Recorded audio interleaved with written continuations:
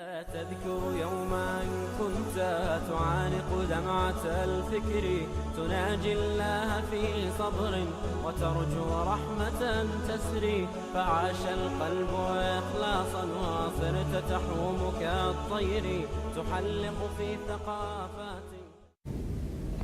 Assalamu alaikum wa rahmatullahi wa barakatuh, Quran Weekly. I wanted to share with you in this brief video a couple of reflections that belong to Surah Sad, the 38th surah of the Quran, and the next surah after it, Surah Al-Zumar. And towards the end of both surahs, Allah mentioned something very beautiful about paradise that I wanted to share with you. Allah Azza wa Jal says in Surah Sad, I'll recite, He says, Subhanahu wa ta'ala, Jannati adnin mufattahatan lahumul abwab. The gardens of Eden that Allah promised us, whose doors have been left open for them. Mufattaha in Arabic means something that is being held open, and it suggests that there's somebody assigned to hold them open. And the way Allah describes this is as though the doors or the gates of Jannah, all of them, are actually being held open already. They're not going to be opened on Judgment Day, they're already being held open. Mufattahatan lahumul abwab. And mufattaha is different from maftuha. Maftuha in Arabic means to open a door. Mufattaha, to hold it wide open. Now imagine, you have guests coming over. The door's closed. They have to stand outside, ring the bell, knock on the door, wait for you to open the door, and then they can get in. But you're so worried about making things convenient for your guest. What do? You leave the door open. But even then, your guest might kind of see the door halfway open and say, I don't know, maybe I should ring the bell, ask before I go in, like Allah says, hatta yasta'nisu, until they make themselves known. They shouldn't enter into somebody's house.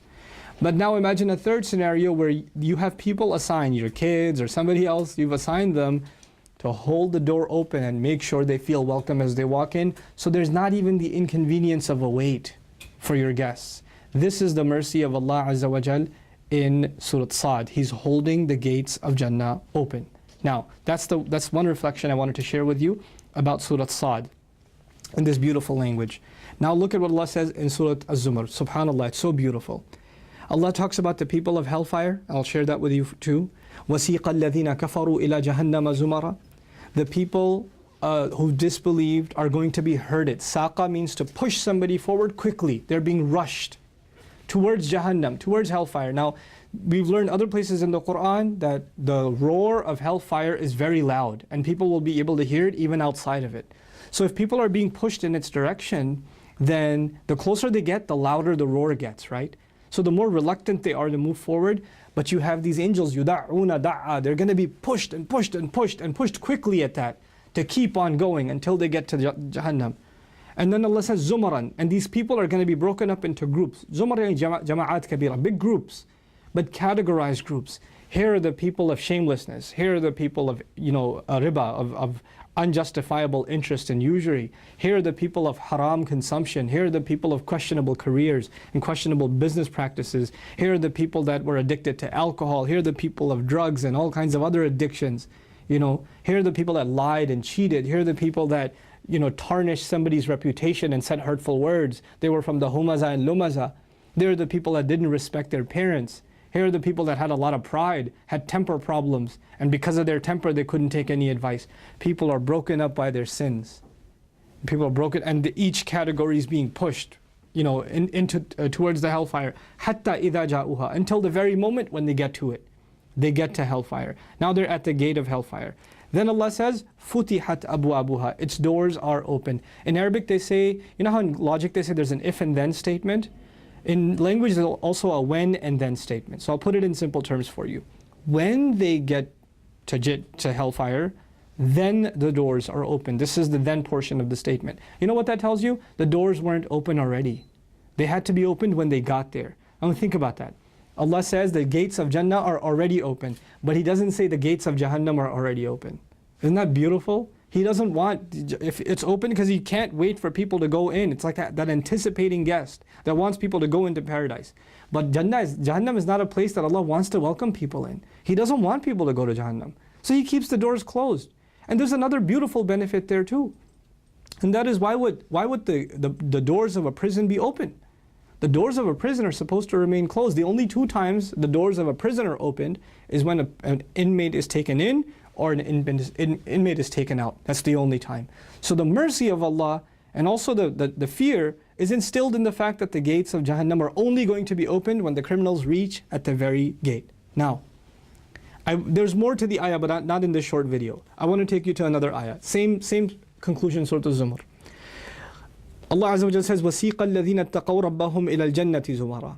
And the people are going to be those who feared Allah and were cautious and careful and changed their lifestyle and protected themselves from enraging Allah. Those people are going to be also rushed quickly. Siqa, I already told you, rushed quickly. Why are they rushed quickly? Because Allah doesn't want them to see the horrors of the judgment day for too long.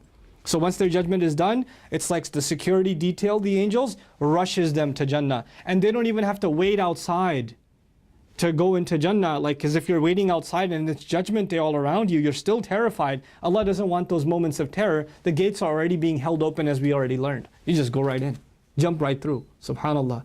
But He says, حَتَّى إِذَا جَاءُوهَا وَفُتِحَتْ أَبْوَابُهَا. When they get to it, He doesn't say when they get to it, its doors were opened. He said that for Jahannam. When they get to it, then its doors were opened. That's فُتِحَتْ أَبْوَابُهَا جَوَابُ الشَّرْطِ. But here there's a wa. There's a tiny little Arabic letter, wa. حَتَّى إِذَا جَاءُوهَا وَفُتِحَتْ أَبْوَابُهَا. You know what that tells us? That this is already the case.